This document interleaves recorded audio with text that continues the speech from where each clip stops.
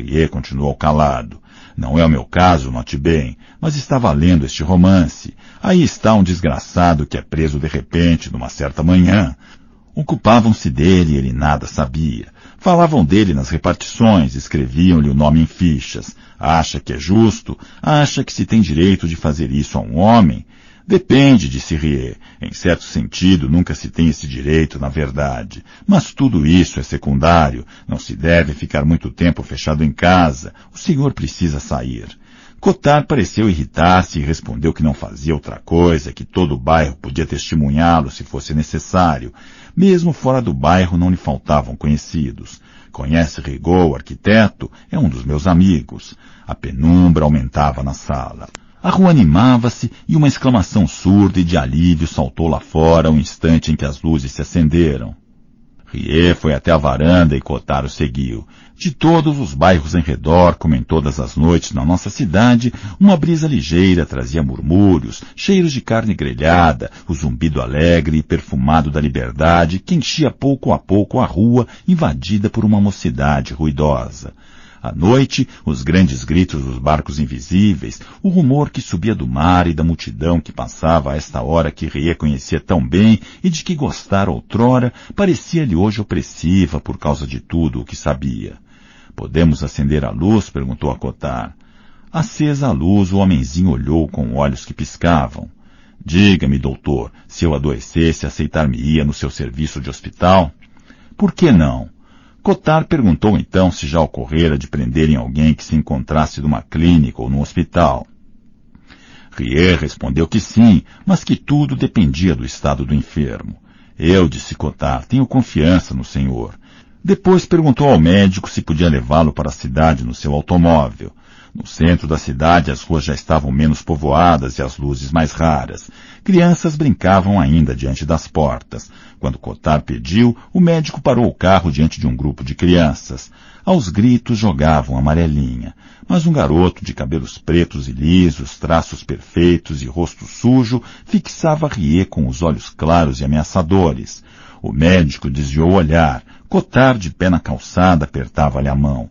O representante de vinhos falava com uma voz rouca e difícil. 2 ou 3 vezes olhou para trás. Fala-se em epidemia, doutor, é verdade? As pessoas falam sempre, é natural, respondeu Rie. Tem razão. E depois, quando tivermos uma dezena de mortos, vai ser o fim do mundo. Não era disso que precisávamos. O motor já roncava. Rie tinha o pé no acelerador, mas olhava de novo para a criança que não deixara de fitá-lo com um olhar grave e tranquilo. E de repente, sem transição, a criança lhe sorriu, mostrando todos os dentes. Então de que estamos precisando? Perguntou o médico sorrindo para a criança. Cottard agarrou o portão e antes de se afastar, gritou com uma voz cheia de lágrimas e de furor. De um terremoto, um verdadeiro. Não houve terremoto, e para Rie o dia seguinte passou-se simplesmente em longas corridas aos 4 cantos da cidade, em conversas com as famílias dos doentes e em discussões com os próprios doentes. Nunca Rie achara sua profissão tão pesada. Até então os doentes facilitavam-lhe o trabalho, entregando-se a ele. Pela primeira vez, o médico sentia-os reticentes, refugiados no fundo de sua doença, com uma espécie de espanto desconfiado. Era uma luta que ainda não estava habituado. E por volta das 10 da noite, com o carro parado diante da casa do velho asmático que ele visitava por último, Rie sentia dificuldade em se arrancar no assento. Demorava-se a contemplar a rua escura e as estrelas que apareciam e desapareciam no céu negro. O velho asmático estava sentado na cama. Parecia respirar melhor e contava as ervilhas que fazia passar de uma panela para outra. Recebera o médico com um ar satisfeito. Então, doutor, é cólera? Que história é essa? Li no jornal e o rádio disse também. Não, não é cólera. De qualquer maneira, disse o velho muito excitado, como falam, hein? Não acredite nisso, respondeu o médico. Examinaram o velho e agora estava sentado no meio daquela sala de jantar miserável. Sim, tinha medo. Sabia que no próprio subúrbio uma dezena de doentes o esperariam no dia seguinte, curvados sobre os seus furúnculos. Apenas em 2 ou 3 casos a incisão provocara uma melhora. Para a maioria, porém, seria o hospital, e ele sabia que o hospital significava para os pobres. Não quero que lhe sirva para as experiências deles, dissera-lhe a mulher de um dos seus doentes. Não serviria para as experiências deles. Morreria nada mais. Era evidente que as medidas decretadas eram insuficientes. Quanto às salas especialmente equipadas, sabia bem do que se tratava. 2 pavilhões apressadamente liberados dos seus outros doentes, com as janelas calafetadas, um cordão sanitário ao redor. Se a epidemia não parasse por si própria, não seria vencida pelas medidas que a administração tinha imaginado. Entretanto, à noite, os comunicados oficiais continuavam otimistas. No dia seguinte, a agência Hansdock anunciava que as medidas da prefeitura haviam sido acolhidas com serenidade e que já uns 30 doentes se tinham notificado. Castel telefonara a Rie. Quantos leitos tem o pavilhão? 80. Certamente há mais de 30 doentes na cidade. Há os que têm medo e os outros mais numerosos, os que não tiveram tempo. Os funerais não são fiscalizados? Não. Telefonei a Richard para lhe dizer que eram necessárias medidas completas, não frases, e que ou era preciso erguer contra a epidemia uma verdadeira barreira ou absolutamente nada. E então, respondeu-me que não tinha poderes. Em minha opinião, a coisa vai aumentar. Em 3 dias, na verdade, os 2 pavilhões ficaram cheios. Richard julgava que iam desativar uma escola e prever um hospital auxiliar. Rie aguardava as vacinas e abria os tumores. Castel voltava aos seus velhos livros e fazia longos estágios na biblioteca. Os ratos morreram da peste ou de qualquer coisa muito parecida, resumiu ele. Puseram em circulação dezenas de milhares de pulgas que irão transmitir a infecção segundo uma progressão geométrica se não conseguirmos detê-la a tempo.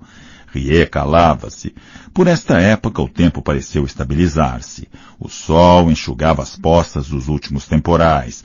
Um céu azul transbordante de luz amarela, roncos de aviões no calor nascente, tudo na estação convidava a serenidade.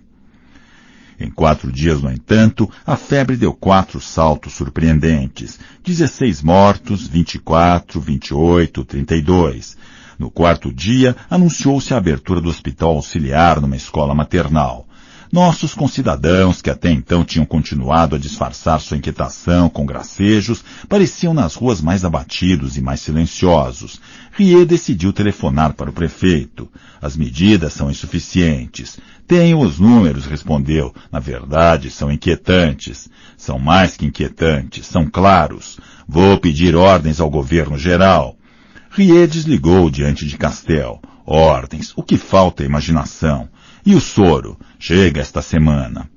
A prefeitura, por intermédio de Richard, pediu a Rie um relatório destinado à capital da colônia para solicitar ordens. Rie fez uma descrição clínica e colocou números. No mesmo dia, contaram-se cerca de 40 mortos. O prefeito assumiu a responsabilidade, como ele dizia, de intensificar a partir do dia seguinte as medidas prescritas. A notificação compulsória e o isolamento foram mantidos. As casas dos doentes deviam ser fechadas e desinfetadas, os que os rodeavam submetidos a uma quarentena de segurança, os enterros organizados pela cidade nas condições que veremos a seguir. Um dia depois, o soro chegava por avião. Era suficiente para os casos em tratamento. Era insuficiente se a epidemia viesse a se alastrar. Responderam ao telegrama de Rie que o estoque de reserva estava esgotado e que se iniciava a nova produção. Durante este tempo, de todos os subúrbios, a primavera chegava aos mercados. Milhares de rosas murchavam nas cestas dos vendedores ao longo das calçadas e seu perfume adocicado flutuava por toda a cidade. Aparentemente, nada mudara. Os bondes continuavam sempre cheios nas horas de afluência, vazios e sujos durante o dia. Torrot observava o velhinho e este escarrava nos gatos. Crancy recolhia a casa todas as noites para o seu misterioso trabalho. Cotat vagueava sem destino e o Sr. Otton, o juiz de instrução, continuava a conduzir a sua bicharada. O velho asmático despejava as ervilhas de um recipiente para o outro, e por vezes encontrava-se o jornalista Rambert com um ar tranquilo e interessado. À noite, a mesma multidão enchia as ruas e as filas estendiam-se diante dos cinemas. Aliás, a epidemia pareceu recuar e durante alguns dias contou-se apenas uma dezena de mortos. Depois, de repente, subiu de modo vertiginoso. No dia em que o número de mortos atingiu de novo 30, Bernard Rieu olhava o telegrama oficial que o prefeito lhe estendera, exclamando: "Estão com medo." O telegrama dizia: "Declarem o estado de peste, fechem a cidade." Pasta 2. A partir deste momento, pode-se dizer que a peste se tornou um problema comum a todos nós. Até então, apesar da surpresa e da inquietação trazidas por esses acontecimentos singulares, cada um dos nossos concidadãos continuara suas ocupações conforme pudera no seu lugar habitual. E sem dúvida isso devia continuar. No entanto, uma vez fechadas as portas, deram-se conta de que estavam todos, até o próprio narrador, metidos no mesmo barco e que era necessário ajeitar-se. Assim é, por exemplo, que a partir das primeiras semanas um sentimento tão individual quanto o da separação de um ente querido se tornou subitamente o de todo um povo e, juntamente com o medo, o principal sofrimento deste longo tempo de exílio. Na verdade, uma das consequências mais importantes do fechamento das portas foi a súbita separação em que foram colocados seres que para isso não estavam preparados. Mães e filhos, esposos, amantes que tinham julgado proceder alguns dias antes a uma separação temporária, que se tinham beijado na plataforma da nossa estação com 2 ou 3 recomendações, certos de se reverem dentro de alguns dias ou algumas semanas, mergulhados na estúpida confiança humana, momentaneamente distraídos de suas ocupações habituais por essa partida, viram-se de repente irremediavelmente afastados, impedidos de se encontrarem ou de se comunicarem.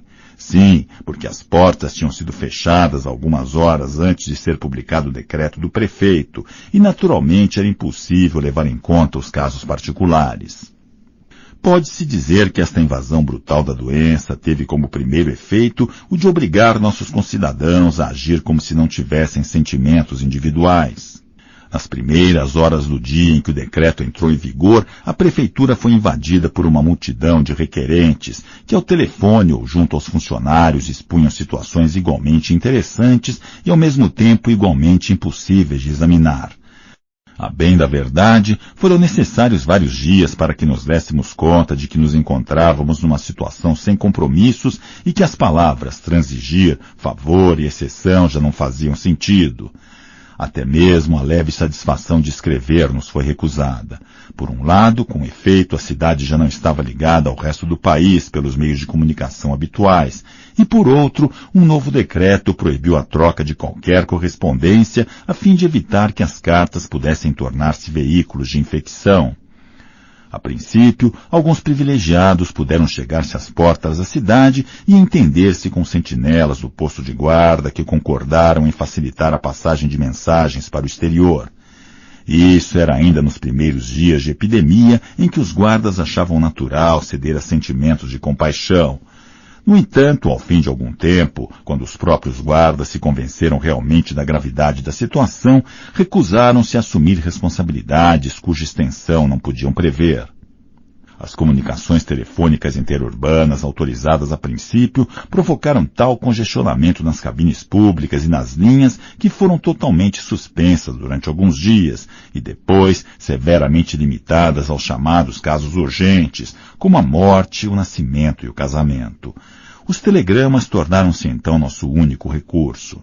Seres ligados pela inteligência, pelo coração e pela carne, ficaram reduzidos a procurar os sinais desta comunhão antiga nas maiúsculas de um telegrama de 10 palavras.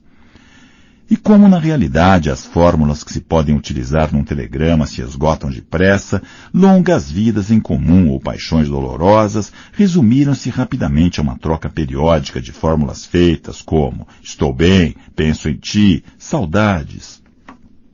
Alguns dentre nós, contudo, obstinavam-se em escrever e sem trégua para se corresponder com o exterior, imaginavam estratagemas que acabavam sempre por se revelar ilusórios. Mesmo quando alguns dos meios que tínhamos imaginado obtinham êxito, ficávamos sem sabê-lo por não recebermos qualquer resposta. Durante semanas ficamos então reduzidos a recomeçar sempre a mesma carta, a copiar as mesmas informações e os mesmos apelos, se bem que depois de um certo tempo as palavras de sangue ditadas pelo coração perdiam o seu sentido. Então, nós a copiávamos maquinalmente, tentando por meio destas frases mortais dar sinais de nossa vida difícil. E finalmente, a este monólogo estéril e teimoso, a esta conversa árida com uma parede, o apelo convencional do telegrama parecia-nos preferível. Aliás, alguns dias depois, quando se tornou evidente que ninguém conseguiria sair da cidade, alguém teve a ideia de perguntar se o regresso dos que haviam partido antes da epidemia podia ser autorizado. Depois de alguns dias de reflexão, a prefeitura respondeu afirmativamente. Mas logo estabeleceu que os repatriados não poderiam, em caso algum, voltar a sair da cidade, e que se eram livres para vir, não o seriam para tornar a partir. Algumas famílias, poucas aliás, não levaram a situação a sério, e sobrepondo a qualquer prudência o desejo de rever os parentes, convidaram estes últimos a aproveitar a ocasião. No entanto, os prisioneiros da peste logo compreenderam o perigo a que expunham os parentes e resignaram-se a sofrer a separação. No momento mais grave da doença, só se viu um caso em que os sentimentos humanos foram mais fortes que o medo de uma morte torturada. Ao contrário do que se poderia esperar, não eram dois amantes que o amor atirava um para o outro acima do sofrimento. Tratava-se apenas do velho Dr. Castel e de sua mulher, casados há tantos anos. Alguns dias antes da epidemia, a senhora Castel se dirigira a uma cidade vizinha. Não era sequer um destes casais que oferecem ao mundo o exemplar de uma felicidade invejável, e o narrador está em condições de dizer que, segundo todas as probabilidades, estes esposos até então não tinham certeza de estarem satisfeitos com a sua união. Mas esta separação brutal e prolongada tinha-lhes capacitado a afirmar que não conseguiam viver afastados um do outro e que diante desta verdade subitamente revelada, a peste era coisa sem importância. Tratava-se de uma exceção. Na maioria dos casos, era evidente que a separação não devia cessar senão com a epidemia. E para todos nós, o sentimento que fazia a nossa vida, e que, no entanto, julgávamos conhecer tão bem, os naturais de Oran, como já foi dito, têm paixões simples, assumia um novo aspecto. Maridos e amantes que tinham a maior confiança nas companheiras revelavam-se ciumentos. Homens que se julgavam volúveis no amor redescobriam-se constantes. Filhos que tinham vivido junto da mãe, mal olhando para ela, depositavam toda a preocupação e angústia numa ruga de seu rosto que lhes povoava a lembrança. Esta separação brutal, sem meio termo, sem futuro previsível, deixava-nos perturbados, incapazes de reagir contra a lembrança dessa presença ainda tão próxima e já tão distante que ocupava agora os nossos dias. Na verdade, sofríamos duas vezes. O nosso sofrimento, em primeiro lugar, e em seguida aquele que atribuíamos aos ausentes, filho, esposa ou amante. Em outras circunstâncias, aliás, nossos concidadãos teriam encontrado uma solução numa vida mais exterior ou mais ativa. Mas ao mesmo tempo a peste deixava-os ociosos, reduzidos a vagar sem destino pela cidade, tristes e entregues dia após dia aos jogos enganosos da recordação, pois nos seus passeios sem rumo eram levados a passar sempre pelos mesmos caminhos. E a maior parte das vezes, numa cidade tão pequena, os caminhos eram precisamente os mesmos que em outra época haviam percorrido com o ausente. Assim, a primeira coisa que a peste trouxe aos nossos concidadãos foi o exílio, e o narrador está convencido de que pode escrever aqui, em nome de todos, o que ele próprio sentiu então, já que o sentiu ao mesmo tempo que muitos dos nossos concidadãos. Sim, era realmente o sentimento do exílio, esse vazio que trazíamos constantemente em nós, essa emoção precisa, o desejo irracional de voltar atrás, ou pelo contrário, de acelerar a marcha do tempo, essas flechas ardentes da memória. Se algumas vezes dávamos asas à imaginação e nos comprazíamos em esperar pelo toque de campainha que anuncia o regresso ou pelos passos familiares na escada, se nesses momentos consentíamos em esquecer que os trens estavam imobilizados, se nos organizávamos para ficar em casa a hora em que normalmente um viajante podia ser trazido pelo expresso da tarde até nosso bairro, esses jogos obviamente podiam durar. Chegava sempre um momento em que nos dávamos conta claramente de que os trens não chegavam. Sabíamos então que a nossa separação estava destinada a durar e que devíamos tentar entender-nos com o tempo. A partir de então, reintegrávamos, afinal, a nossa condição de prisioneiros. Estávamos reduzidos ao nosso passado, e ainda que alguém fosse tentado a viver no futuro, logo renunciava ao experimentar as feridas que a imaginação finalmente inflige aos que nela confiam. Em particular, todos os nossos concidadãos se privaram muito depressa, mesmo em público, do hábito que porventura tivessem adquirido de calcular o prazo de sua separação. Por quê? É que quando os mais pessimistas o tinham avaliado, por exemplo, em 6 meses, quando havia esgotado antecipadamente toda a amargura dos meses vindouros e erguido com grande esforço a sua coragem ao nível dessa prova, reunindo as últimas forças para continuarem sem vacilar à altura deste sofrimento, estirado numa tão longa sequência de dias, então às vezes um conhecido, um anúncio de jornal, uma suspeita fugaz ou uma brusca clarividência despertavam a ideia de que afinal não havia razão para que a doença não durasse mais de 6 meses, talvez 1 ano ou mais. Nesse momento, o desmoronar da coragem, da vontade e da paciência era tão brusco que lhes parecia que não poderiam jamais sair desse precipício. Então, restringiam-se a não pensar mais na libertação, a não se voltar para o futuro e a manter sempre, por assim dizer, os olhos baixos. Mas naturalmente esta prudência, esta maneira de enganar a dor, de fechar a guarda para recusar o combate, eram mal recompensadas. Ao mesmo tempo que evitavam esse desmoronamento que não queriam por preço algum, privavam-se, na verdade, dos momentos bastante frequentes em que podiam esquecer a peste nas imagens de seu futuro reencontro. E assim, encalhados a meia distância entre esses abismos e estes cumes, mais flutuavam que viviam, abandonados há dias sem rumo e recordações estéreis, sombras errantes, incapazes de se fortalecerem a não ser aceitando enraizar-se na terra de sua própria dor. Experimentavam assim o sofrimento profundo de todos os prisioneiros e de todos os exilados, ou seja, viver com uma memória que não serve para nada. Este próprio passado sobre o qual refletiam sem cessar tinha apenas o gosto do arrependimento.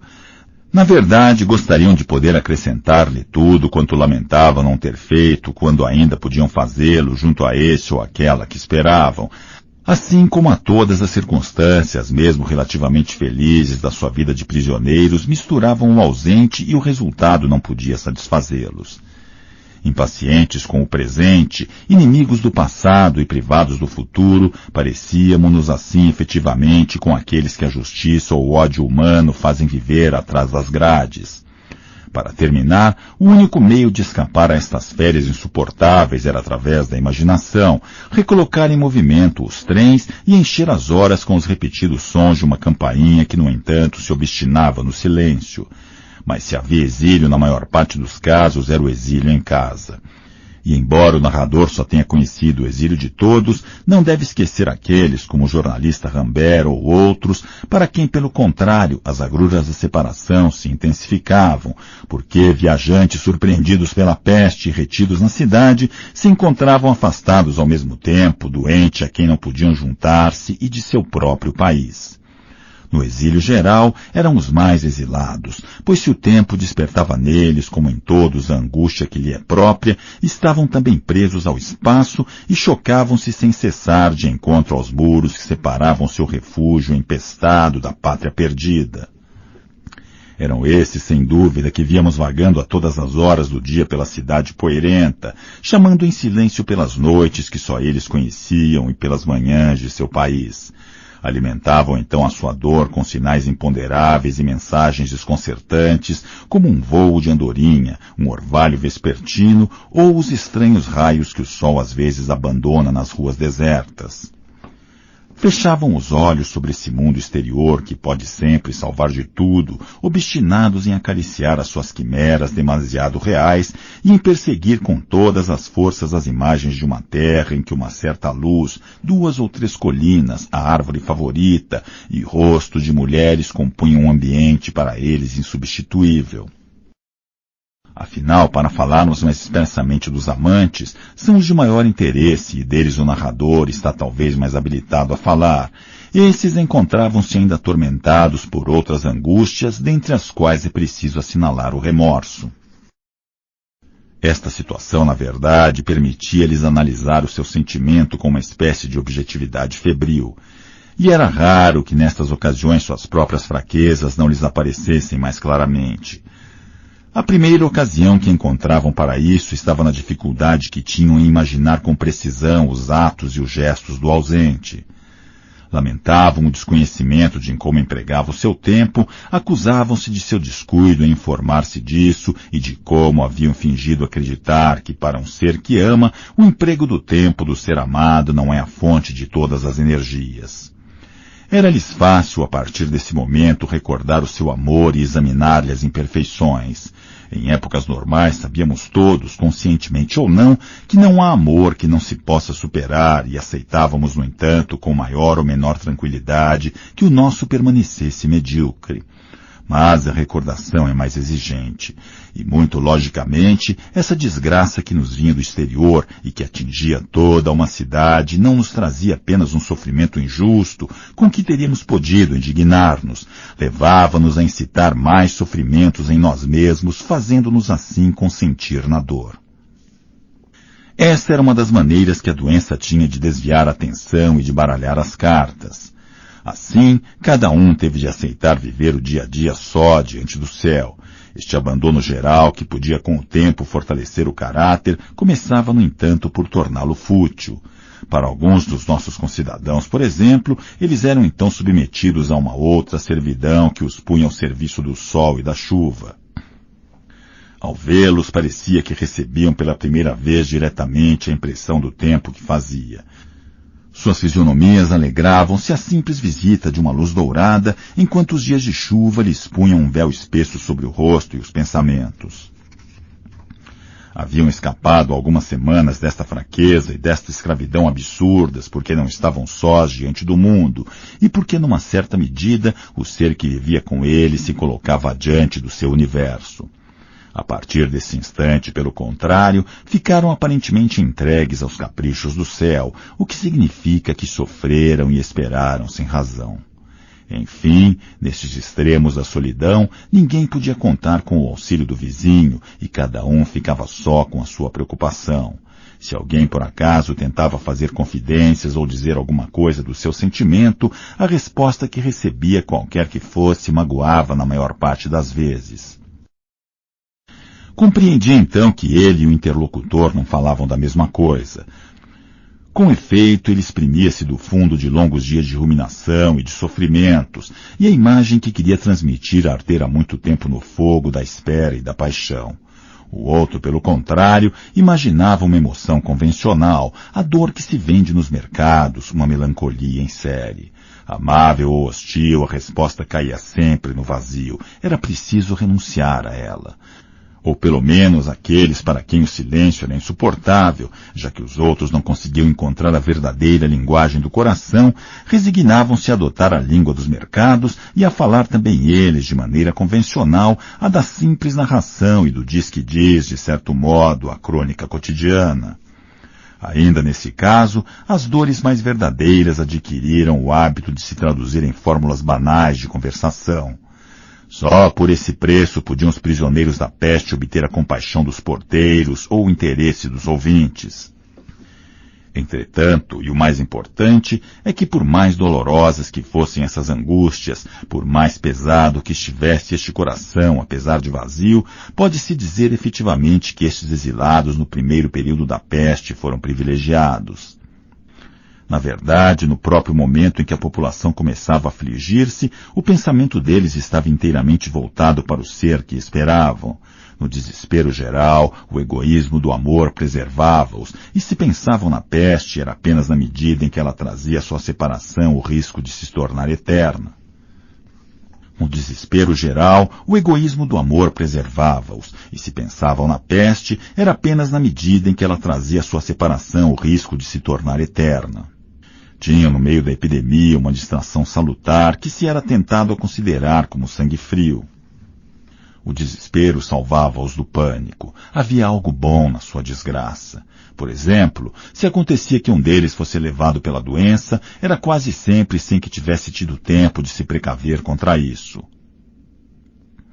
Arrancado a essa longa conversa interior que mantinha com uma sombra, era então lançado sem transição para o mais espesso silêncio da terra. Não tivera tempo para nada. Enquanto nossos concidadãos tentavam acomodar-se a este súbito exílio, a peste colocava guardas às portas e desviava os navios que faziam rota para Oran. Depois do fechamento das portas, nenhum único veículo entrara na cidade. A partir desse dia, teve-se a impressão de que os automóveis andavam sempre em círculos. O porto apresentava também um aspecto singular para aqueles que olhavam do alto